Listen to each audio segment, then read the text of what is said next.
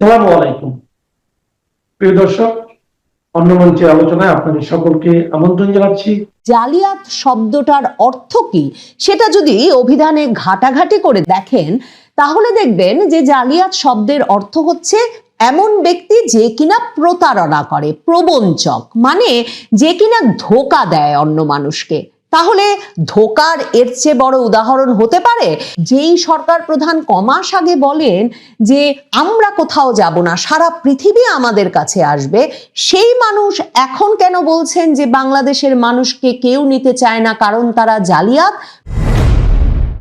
বাংলাদেশের অন্তর্বর্তীকালীন সরকারের প্রধান উপদেষ্টা ডক্টর মোহাম্মদ ইউনূস এবার ঘোষণা করেছেন যে বাংলাদেশ জালিয়াতিতে চ্যাম্পিয়ন।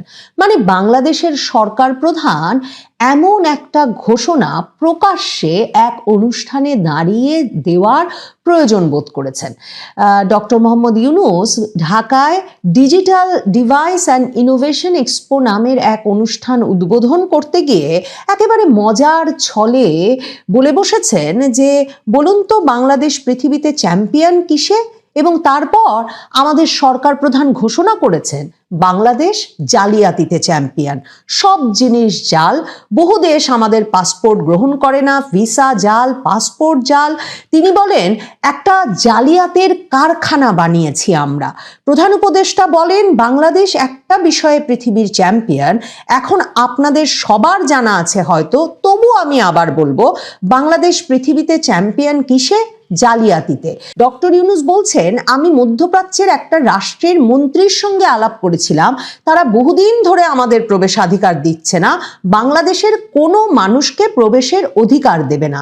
মানে ভাবা যায় এই ডক্টর মোহাম্মদ ইউনূস জুলাই সনদ স্বাক্ষরের দিন সংসদ ভবনের দক্ষিণ প্লাজায় যে বিরাট শামিয়ানা বেঁধে তারা জুলাই সনদ স্বাক্ষর অনুষ্ঠান করলেন, যে অনুষ্ঠানে এই অক্টোবরের 17 তারিখ কয়েক মাস আগে দাঁড়িয়ে প্রধান উপদেষ্টা ঘোষণা দিলেন যে জুলাই সনদ স্বাক্ষরের মাধ্যমে বাংলাদেশ বর্বরতা থেকে সভ্যতায় এলো, সেই অনুষ্ঠানে তো ডক্টর মোহাম্মদ ইউনূস ঘোষণা করেছিলেন যে এখানে 18 কোটি মানুষের মধ্যে অর্ধেক মানুষ হলো 27 বছরের নিচে, এটাই আমাদের সবচেয়ে বড় সম্পদ, এবং সারা দুনিয়া অবাক বিস্ময়ে নাকি আমাদের দিকে তাকিয়ে আছে কখন আমরা তাদের সাহায্য করব এই তরুণদেরকে পাঠিয়ে, কারণ সারা দুনিয়াতে তরুণদের অভাব। মনে আছে আমাদের এই সরকার প্রধান তখন আমাদেরকে বলেছিলেন যে শুধু বাংলাদেশ না, পৃথিবীকে পরিবর্তন করার সুযোগ নাকি আমাদের কাছে চলে এসেছে, এবং তিনি বলেছিলেন আমাদের কাছে দরখাস্ত আসছে, আমাদের কাছে এতজন পাঠান, আমাদের কাছে যত পারেন পাঠান। মানে ডক্টর ইউনূসের কাছে তখন অক্টোবর মাসে দরখাস্ত আসছিল, এবং তিনি বলছেন এটা তো 2025 সালের কথা, 2026 সালে কি বলবে, 2027 সালে কি বলবে? তখন নাকি হাত জোর করে করে বিশ্বের বিভিন্ন দেশ থেকে আসবে আর বলবে আপনাদের তরুণদের আমাদের কাছে পাঠান, আমাদের কাছে পাঠান, কারণ এত তাজা শক্তি দিতে পারে, এত সৃজনশীল মানুষ দিতে পারে, এত বিশ্বস্ত মানুষ দিতে পারে। আমি কিন্তু কোট করে পড়ছি, ডক্টর ইউনূস অক্টোবরেও বললেন এত সৃজনশীল, এত তাজা শক্তির, এত বিশ্বস্ত মানুষ দিতে পারে এমন দেশ খুঁজে পাওয়া যাবে না। আর এখন এই জানুয়ারি মাসে এসে তিনি বলছেন বাংলাদেশ একটা জালিয়াতের কারখানা এবং এই দেশের কোনো মানুষকে পৃথিবীর কোনো দেশ নিতে চায় না, এবং তাকে বিভিন্ন দেশের মন্ত্রী মিনিস্টাররা এসব কথা বলছেন। কখন যে তার সঙ্গে এসব মন্ত্রী মিনিস্টারের সাক্ষাৎ হচ্ছে সে এক প্রশ্ন বটে, কারণ বেশিরভাগ দেশেই যখন তিনি রাষ্ট্রীয় সফরে যান আপনারা জানেন যে সেসব দেশের সরকার প্রধানের সাক্ষাৎ পাওয়া তো দূরের কথা, মন্ত্রী মিনিস্টার কারো সাক্ষাৎই তিনি পান না। অথচ এই ডক্টর ইউনূসি অক্টোবরে বলেন তার কাছে দরখাস্ত জমে গেছে বাংলাদেশের তরুণদেরকে যাতে তিনি বিভিন্ন দেশে রপ্তানি করতে পারেন, আবার তিনি এসে জানুয়ারি মাসে বলছেন এটা একটা জালিয়াতের কারখানা, কাজেই কেউ নিতে চায় না। কারণ গত কমাসে বাংলাদেশের জন্য সকল দেশের দুয়ার বন্ধ হয়ে গেছে। যুক্তরাষ্ট্র, যুক্তরাজ্য এসব দেশে যাওয়ার পথ তো একরকম রুদ্ধ হয়েছে বটেই, এমনকি থাইল্যান্ড, মালয়েশিয়া এসব দেশেরও ভিসা পাওয়া যাচ্ছে না, ভিসা পাওয়া যাচ্ছে না সিঙ্গাপুর, ভিয়েতনামেরও, এমনকি নেপাল, ভুটানেও গিয়ে পৌঁছানোর পর আবার ফিরতি প্লেনে বাংলাদেশিদেরকে পাঠিয়ে দেওয়া হচ্ছে এই ইউনূস আমলে। আমি এই যে আমাদের সকলকে ঢালাও হারে পুরো দেশকে তিনি জালিয়াত বলে দিলেন, এটা শুনে ভাবছিলাম যে দুর্নীতিতে বিশ্ব চ্যাম্পিয়ন ঘোষণা করার পর কোন আমলে বাংলাদেশ পরপর দুর্নীতিতে চ্যাম্পিয়ন হয়েছিল, সেই কালিমা যদি সারা জীবনভর ওই সরকারকে বহন করতে হয়, মানে বিএনপি সরকারকে, খালেদা জিয়ার সরকারকে বহন করতে হয়, তাহলে এই দুর্নাম যে কোন সময়ে বাংলাদেশ জালিয়াতের চ্যাম্পিয়ন হয়ে উঠল এবং সরকার প্রধান নিজেই সেই স্বীকৃতি দেওয়ার প্রয়োজন বোধ করলেন ঢাকার সম্মেলন কেন্দ্রে দাঁড়িয়ে অভ্যাগত সুধীর সামনে, তাহলে সে দায় কেন ডক্টর মোহাম্মদ ইউনূস নেবেন না? জালিয়াত শব্দটার অর্থ কি সেটা যদি অভিধানে ঘাটাঘাটি করে দেখেন, তাহলে দেখবেন যে জালিয়াত শব্দের অর্থ হচ্ছে এমন ব্যক্তি যে কিনা প্রতারণা করে, প্রবঞ্চক, মানে যে কিনা ধোঁকা দেয় অন্য মানুষকে। তাহলে ধোঁকার এর চেয়ে বড় উদাহরণ হতে পারে? যেই সরকার প্রধান কমাস আগে বলেন যে আমরা কোথাও যাব না, সারা পৃথিবী আমাদের কাছে আসবে, সেই মানুষ এখন কেন বলছেন যে বাংলাদেশের মানুষকে কেউ নিতে চায় না কারণ তারা জালিয়াত? মানে কে কাকে প্রতারণা করছে? প্রতারণার ভার মানে কোন দিকে বেশি, আর কে কাকে জালিয়াত বলছে? এই প্রশ্নগুলো নিশ্চিতভাবে ডক্টর মোহাম্মদ ইউনূস যখন এমন একটা অপমানজনক কথা বাংলাদেশের বাকি মানুষের উদ্দেশ্যে বললেন, তখন নিশ্চয়ই মনে জাগে। ডক্টর মোহাম্মদ ইউনূস হচ্ছেন ওই মানুষ যিনি কিনা বহু বহু দশক ধরে পৃথিবীর দেশে দেশে দারিদ্রকে জাদুঘরে পাঠিয়ে দেব এমন একটা প্রতারণামূলক প্রতিশ্রুতি, মানে যেটা উনি নিজে জানেন যে কখনো সম্ভব নয়, সেই প্রতারণামূলক প্রতিশ্রুতির গল্প পৃথিবীর দেশে দেশে ছড়িয়ে, কিংবা 3-0 তত্ত্ব পৃথিবীর দেশে দেশে দিয়ে তিনি একরকম করে খাচ্ছিলেন। সে কারণেই সম্ভবত মুখে যা আসে সেটাই বলে দিতে ডক্টর মোহাম্মদ ইউনূসের একটুও বাধে না। এই অনুষ্ঠানে, ঢাকার এই অনুষ্ঠানেই যেখানে তিনি বাংলাদেশের সাধারণ মানুষকে জালিয়াত বললেন, সেই অনুষ্ঠানেই তিনি বলে বসেছেন যে সরকারি কর্মকর্তাদের 5 বছরের বেশি চাকরি করা উচিত না। তিনি বলেছেন যে তাহলে নাকি তাদের মাইন্ড সেট হয়ে যায়, সৃজনশীলতা নষ্ট হয়, কাজেই সরকারের প্রতিটা প্রতিষ্ঠানকে 10 বছর পর পর নতুন করে শুরু করা উচিত, কারণ সময়ের সঙ্গে সঙ্গে লক্ষ্য পরিবর্তন হলেও মানুষরা সেই প্রতিষ্ঠান পুরনো ধ্যান ধারণা নিয়ে বসে রয়েছেন। ভাবুন তো, কোন ব্যক্তি এমন কথা বলছেন যে সরকারি চাকরিও নাকি 5 বছরের বেশি কোনো কর্মকর্তার করা উচিত না, 10 বছর পর পর নতুন করে প্রতিটি প্রতিষ্ঠানের নিজেদের গড়ে তোলা উচিত। সেই ব্যক্তি বলছেন যিনি কিনা বছরের পর বছর বাংলাদেশের সরকারের সঙ্গে মামলা লড়েছেন, পৃথিবীর বিভিন্ন দেশের প্রভাবশালী মানুষদের দিয়ে বাংলাদেশ সরকারের উপর চাপ প্রয়োগ করেছেন এবং এরপর বাংলাদেশ সরকারকে ফেলেই দিয়েছেন। সেই অভিযোগে, সেই ক্ষোভে যে তাকে 65 বছর বয়সে বাংলাদেশের ব্যাংক পরিচালনার যে নীতিমালা, সেই নীতিমালা অনুযায়ী গ্রামীণ ব্যাংকের প্রধান ব্যবস্থাপকের পদ থেকে সরকার সরে যেতে বলেছিল। মানে 65 বছর বয়সেও তিনি কিন্তু মনে করেন নাই তার প্রতিষ্ঠানের নতুন করে শুরু করার প্রয়োজন আছে, কিন্তু একরকম প্রলাপের মতো তিনি ঘর ভর্তি, মিলনায়তন ভর্তি লোকের সামনে এ জ্ঞান দিয়ে দিলেন যে সরকারি চাকুরিদেরও 5 বছরের বেশি চাকরি করা উচিত না। ডক্টর ইউনূস হচ্ছেন সেই ব্যক্তি, যেই ব্যক্তি এই সেপ্টেম্বরে মেহেদী হাসান খান, আল জাজিরার সাবেক সাংবাদিক, তার সঙ্গে তার অনলাইন প্ল্যাটফর্মে এক সাক্ষাৎকারে বলে এসেছেন নিজের 85 বছর বয়সে যে অনেকেই নাকি তাকে 5 বছর, 10 বছর, আরো 50 বছর বাংলাদেশের ক্ষমতায় থাকতে বলছে। এবং সেই সাক্ষাৎকারে তিনি এমন কথাও বলেছিলেন যে কই, তাকে তো কেউ কোনো মেয়াদ ঠিক করে দেয়নি, কাজেই অন্তর্বর্তীকালীন সরকার কবে যাবে এ প্রশ্ন করা ওই বিদেশি সাংবাদিকের অসঙ্গত হচ্ছে। ডক্টর মোহাম্মদ ইউনূস সেই সাক্ষাৎকারে এর পাশাপাশি মেহেদী হাসান খান যখন বলেছিলেন যে আপনার কি অবসরও নিতে ইচ্ছা করে না, উনি বলেছিলেন উনি অবসরের কনসেপ্টে বিশ্বাস করেন না। ভাবতে পারেন, যেই ব্যক্তি 85 বছর বয়সে পৃথিবীতে কোনো এক সঞ্জীবনী সুধা আবিষ্কৃত হয়ে যাবে সে কথা ভেবে ভাবছেন আরো 50 বছরও তিনি দেশ শাসন করতে পারেন, সেই ব্যক্তি কিনা অন্যদের জ্ঞান দিচ্ছেন তাদের পদ আঁকড়ে থাকা উচিত না, 5 বছরের বেশি সরকারি চাকরি করা উচিত না।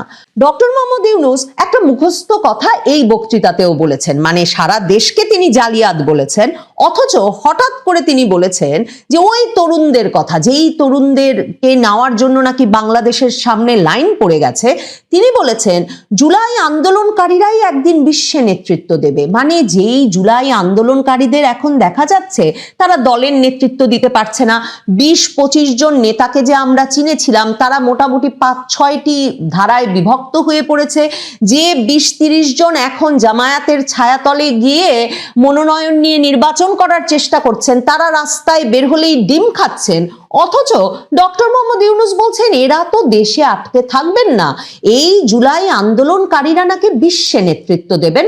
তবে এ বিষয়টা তিনি ব্যাখ্যা করে বোঝান নাই যে জালিয়াতের চ্যাম্পিয়ন বাংলাদেশের একটা আন্দোলনের নেতৃত্ব দানকারীরা কেন, কি কারণে বিশ্বে নেতৃত্ব দেওয়ার সুযোগ পাবেন। জালিয়াতির অর্থ বলছিলাম প্রতারণা করা, প্রবঞ্চনা করা। ডক্টর মোহাম্মদ ইউনূস যেদিন বাংলাদেশকে জালিয়াত আখ্যা দিয়ে শিরোনাম হয়েছেন, সেদিন বাংলাদেশের শীর্ষস্থানীয় পত্রিকা বণিক বার্তায় একটা শিরোনাম ছিল যেখানে বলা হচ্ছে যে বাংলাদেশের এই অন্তর্বর্তীকালীন সরকার, যারা কিনা নিজেদেরকে একটা নিরপেক্ষ অরাজনৈতিক সরকার হিসেবে দাবি করে, সেই সরকার 2,12,000 কোটি টাকার নতুন প্রকল্প গ্রহণ করেছে এবং সেই 2,12,000 কোটি টাকার নতুন প্রকল্পের 42%ই চট্টগ্রামে গ্রহণ করেছে এই ইউনূস সরকার। তার মানে ডক্টর ইউনূস যা উন্নয়ন প্রকল্প নিয়েছেন তার 42%ই তার নিজ এলাকায় নিয়ে গেছেন। ভাগ্যিস বণিক বার্তা বিশ্লেষণ করে দেখায় নাই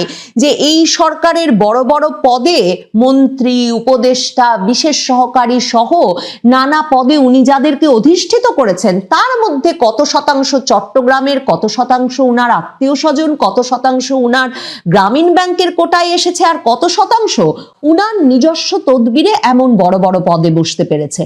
ভাবুন তো, একটি লোক তার যদি কোনো রাজনৈতিক উচ্চাশা না থাকে, এই 85 বছর বয়সে তার যদি 12ই ফেব্রুয়ারির পরে সত্যি আবারও তার পুরনো জীবনে ফিরে যাওয়ার কোনো প্রত্যাশা বা লক্ষ্য থাকে, তাহলে কি তার নিজ এলাকায় 42% উন্নয়ন অর্থ খরচ করবার কথা?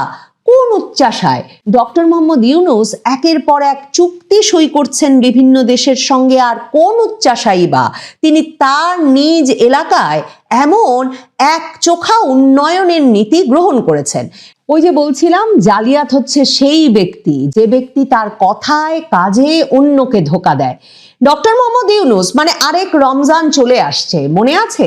ডক্টর মোহাম্মদ ইউনূস গত রোজার সময় জাতিসংঘ মহাসচিবকে নিয়ে গিয়ে কক্সবাজারের রোহিঙ্গা শিবিরে দাঁড়িয়ে বলেছিলেন গত মার্চে যে আগামী ঈদ রোহিঙ্গারা তাদের নিজের দেশে গিয়ে করবে, রাখাইনে ফিরে গিয়ে করবেন। মানে ঠিক কিভাবে তা সম্ভব হবে? ঠিক যেমন জুলাই আন্দোলনে নেতৃত্ব দানকারী তরুণেরা বিশ্বে কিভাবে নেতৃত্ব দেবেন, কোন মববাজির মাধ্যমে আর কোন স্থাপনা ভাঙাভাঙির মাধ্যমে আর কাকে ভয় দেখিয়ে কার গলা চেপে ধরে, সে প্রশ্নের যেমন কোনো উত্তর মেলে না। কোন সূত্রে, আন্তর্জাতিক কোন সম্পর্ক খাটিয়ে তিনি শেষ পর্যন্ত রাখাইনে রোহিঙ্গাদের ফেরত পাঠাবেন সে বিষয়ে প্রশ্ন না করা গেলেও এই নিয়ে তার কোনো চেষ্টা চরিত্র 1 বছরে চোখে পড়ে নাই। বরং এই রমজান যখন আসছে তখন সৌদি আরব সরকারের চাপে বাংলাদেশ রোহিঙ্গাদের পাসপোর্ট দিতে বাধ্য হচ্ছে, আর ইউনূস সরকারের পররাষ্ট্র উপদেষ্টা এখন আমাদের বোঝাচ্ছেন যে পাসপোর্ট দিলেও রোহিঙ্গারা নাগরিকত্ব পেয়ে যাচ্ছে, এ কথা নাকি ঠিক নয়। তো এ সরকারের কোন কথা প্রতারণা, কোন কথা জালিয়াতি, কোন কথা ধোঁকা, তা যখন বোঝা মুশকিল তখন দুটো কথা মনে পড়ে। এক, জাতি তার যোগ্য নেতাকেই তাহলে খুঁজে পেয়েছে, কিংবা রতনই কি তাহলে রতন চিনেছে? ডক্টর মোহাম্মদ ইউনূসের কথামালা একের পর এক সাজিয়ে বসলে সত্যি মনে প্রশ্ন জাগে যে কে বড় জালিয়াত আর কেই বা কাকে জালিয়াত বলছে। কুকুরুকু মোরগ ডাকে মুরগি পাড়ে ডিম, ডিমের ভেতর খনিজ লবণ ভিটামিন প্রোটিন। কুকুরুকু কুকুরুকু কুকুরুকু।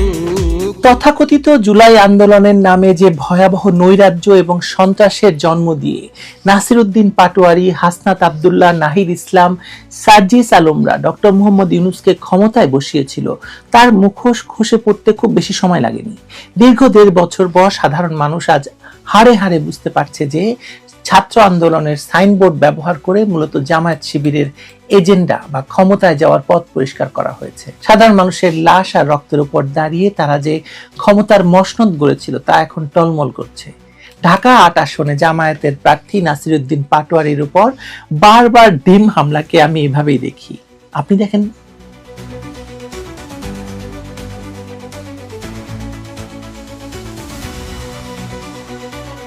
রাজনীতির নিষ্ঠুর বাস্তবতা হলো জনগণের আস্থা হারিয়ে ফেললে সেই নেতার পতন অনিবার্য হয়ে ওঠে। নাসিরউদ্দিন পাটোয়ারি আজ সেই তিক্ত সত্যের মুখোমুখি দাঁড়িয়ে আছেন, যিনি এক সময় তথাকথিত আন্দোলনের নামে রাস্তায় সাধারণ মানুষকে নামিয়ে ক্ষমতা দখলের স্বপ্ন দেখিয়েছিলেন। আজ সেই নাসিরউদ্দিন পাটোয়ারি বা তাদের সমর্থকরাই জনগণের ছুড়ে দেওয়া ডিম খাচ্ছে দাঁড়িয়ে দাঁড়িয়ে। এটি শুধু একটি প্রতীকী প্রতিবাদ নয়, বরং জুলাই সন্ত্রাসের মূল কারিগরদের প্রতি জনগণের পুঞ্জীভূত ক্ষোভের বহিঃপ্রকাশ।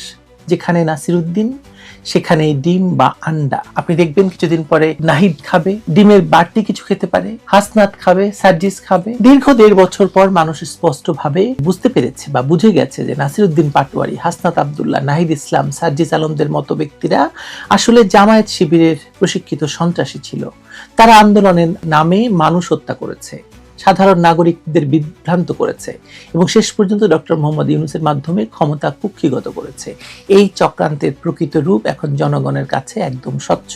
রাজনৈতিক ইতিহাসে এমন উদাহরণ বিরল যেখানে একজন নেতাকে বারবার ডিমের মুখোমুখি হতে হয়, কিন্তু নাসিরউদ্দিনের ক্ষেত্রে এই ঘটনা এখন নিয়মিত বিষয় হয়ে দাঁড়িয়েছে। যেখানেই তিনি যাচ্ছেন সেখানেই তাকে ডিমের সাথে যুদ্ধ করতে হচ্ছে। এই পরিস্থিতি তার রাজনৈতিক অবস্থানের করুণ চিত্রকে তুলে ধরে। সর্বশেষ রাজধানীর হাবিবুল্লাহ বাহার কলেজ এলাকায় নির্বাচনী প্রচারণায় গিয়ে নাসিরউদ্দিন পাটোয়ারি যে পরিস্থিতির শিকার হয়েছেন তা ইতিহাসের এক নির্মম কৌতুক। একসময় এই নাসিরউদ্দিন পাটোয়ারিরাই আওয়ামী লীগের নেতাকর্মীদের উপর আদালতে ডিম ছুটত, তাদের বিক্ষুব্ধ ছাত্র জনতা বলে নিজেরাই নিজেদেরকে সার্টিফিকেট দিয়েছিল। আজ সময়ের চাকা ঘুরে গেছে। আজ সেই একই জনতা, সেই একই বিক্ষুব্ধ মেজাজে নাসিরউদ্দিনদের উপর পচা ডিম ছুঁড়ে মারছে। প্রত্যক্ষদর্শীদের ভাষ্য মতে নাসিরউদ্দিন যখন গণসংযোগ করছিলেন তখন জনতার একাংশ ভুয়া ভুয়া স্লোগান দিয়ে তাকে ধিক্কার জানায়। কেবল স্লোগান নয়, বৃষ্টির মতো পচা ডিম নিক্ষিপ্ত হতে থাকে তার এবং তার সঙ্গীদের দিকে। এই ডিমের আঘাতে নাসিরউদ্দিনের গা মাথা যেমন ভিজেছে, তেমনি তার সঙ্গে থাকা জামায়াত শিবির এবং জাতীয় নাগরিক পার্টির বা নাপার কর্মীরাও রেহাই পায়নি। কারো কারো চোখে ডিমের কুসুম ঢুকে তীব্র জ্বালাপোড়া সৃষ্টি হয়েছে। আসল কথা হলো এই জ্বালাপোড়া এখন তো চোখে হচ্ছে, কিছুদিন পরে এই জ্বালাপোড়া শরীরের সর্বত্র ছড়িয়ে পড়বে। আপনি লিখে রাখতে পারেন, নাসিরউদ্দিন পাটোয়ারিদের উত্থান হয়েছিল মিথ্যার উপর ভর করে।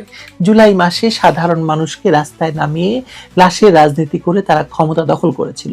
তখন তাদের মুখে ছিল সাম্য, মানবিক মর্যাদা আর ন্যায় বিচারের বুলি।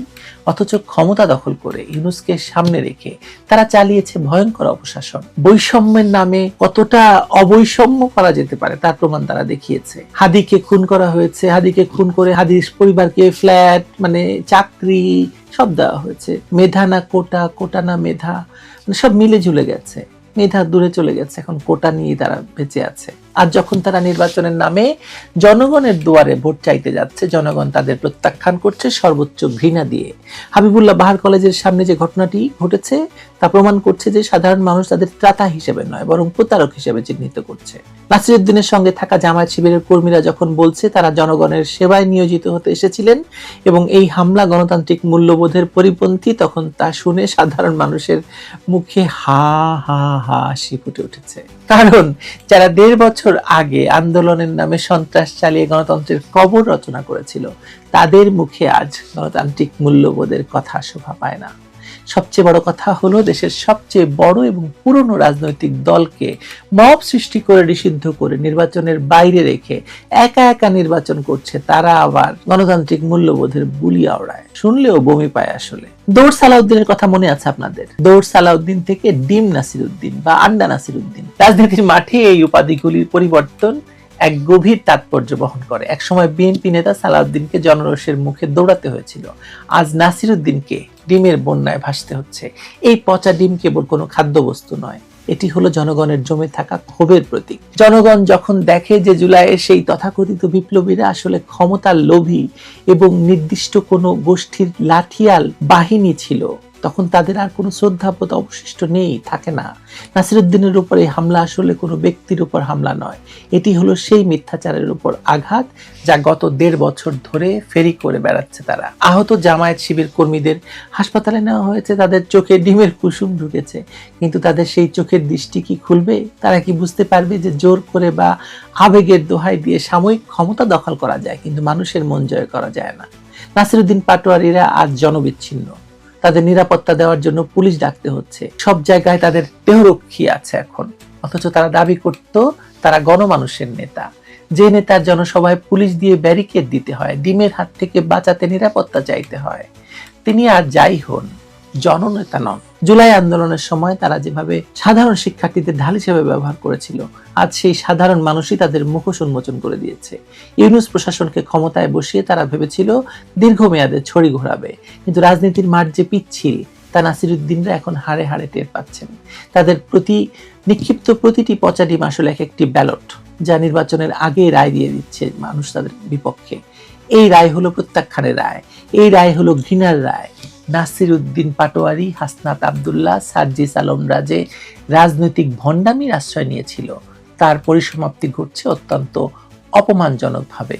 ইতিহাস কাউকে ক্ষমা করে না। যারা রক্তের উপর দিয়ে ক্ষমতায় যাওয়ার রাস্তা তৈরি করে, তাদের পতনও হয় করুণভাবে। নাসিরউদ্দিন পাটোয়ারির আজকের এই দশা সেই ঐতিহাসিক সত্যের পুনরাবৃত্তি। ডিমের অপচয় হয়তো হচ্ছে, কিন্তু এই অপচয়ের মধ্য দিয়ে বাংলাদেশের রাজনৈতিক সচেতনতার এক নতুন অধ্যায় রচিত হচ্ছে। মানুষ এখন আর অন্ধ আবেগে ভাসছে না, তারা এখন প্রতারকদের চিহ্নিত করতে শিখেছে। তাই নাসিরউদ্দিনের প্রতি এই ঘৃণা কোনো সাময়িক উত্তেজনা নয়, এটি হলো দীর্ঘদিনের বঞ্চনা, প্রতারণার বিরুদ্ধে গণমানুষের চপেটাঘাত। নির্বাচনের ফলাফল যাই হোক, জনগণের আদালতে নাসিরউদ্দিন পাটোয়ারিরা ইতিমধ্যে দোষী সাব্যস্ত হয়েছেন এবং তাদেরকে শাস্তি হলো ধিক্কার এবং পচা ডিমের গ্লানি দেওয়া তাদের উপর। নাসিরউদ্দিন পাটোয়ারিরা এখন বুঝুক, রাজপথে নেমে ক্ষমতা দখল করা সহজ, কিন্তু জনগণের হৃদয় জয় করা অতি কঠিন। এই ডিমগুলো শুধু পচা ডিম নয় বাহে, আপনাদের দিকে ছুড়ে দেওয়া মানুষের ঘৃণা, বিষ্ঠাও বলতে পারেন। ভালো থাকবেন।